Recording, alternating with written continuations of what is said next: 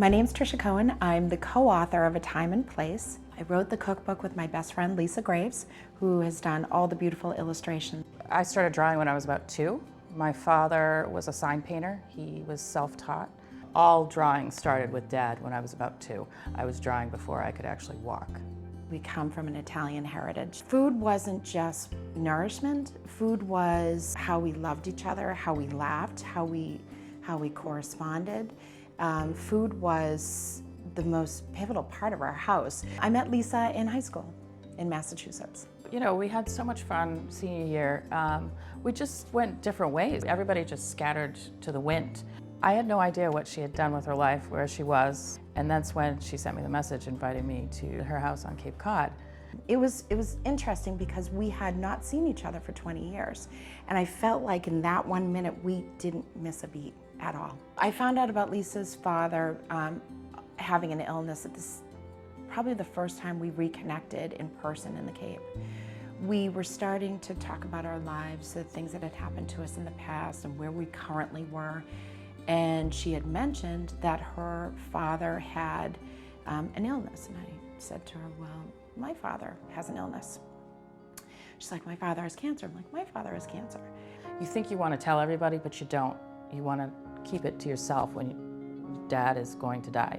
We just found that camaraderie and knowing. I wouldn't wish this on my worst enemy, but I was really grateful for the company and glad that she was there with me. The first idea was to feature what everybody ate in different periods of time. Like I wanted to do it for kids, like Henry VIII, what did his table look like? And then it dawned on me that Tricia and I had been looking for a way to combine our passions, her passion for food, my passion for history and art. So I said it sort of off the cuff to the publisher when I met with her in New York. I said, Amy, I think I want to do a medieval cookbook. Would you be interested in that? So she said, I actually would be very interested in that. Put a pitch together. My father went to end stage on February 14th. Coincidentally, Lisa's father also went to end stage that same week. Both dads were sent to hospitals about a block apart from each other in Boston. Everything was rearranged, where the cookbook was such a fun, exciting thing to look forward to. Now we had to go and care for our families and our fathers. We're going through this really odd, unique time for a friendship. So not only are we friends, we're business partners, and we're both going through the exact same situation at the exact same time. When they both passed, about 10 days apart from each other in April, we both took time to regroup, grieve, figure things out, and then shortly after that, we needed to get back on the book.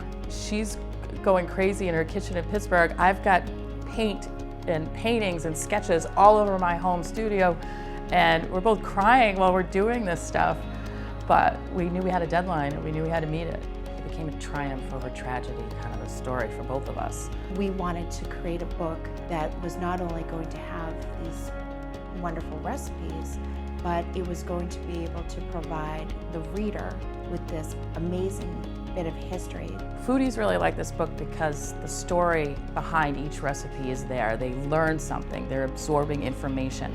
It's not a boring history lesson that goes with these recipes. It's fun information that makes you sound smart at a dinner party. You're gonna know why you shouldn't pick blackberries on September 29th and why a 3-pronged shovel was used to dig a carrot in medieval times. And you'll be able to recite these facts as you're cooking these recipes for your guests. We already have our contract for the second book. We're gonna do a different time period. This book was medieval, next book will be something else.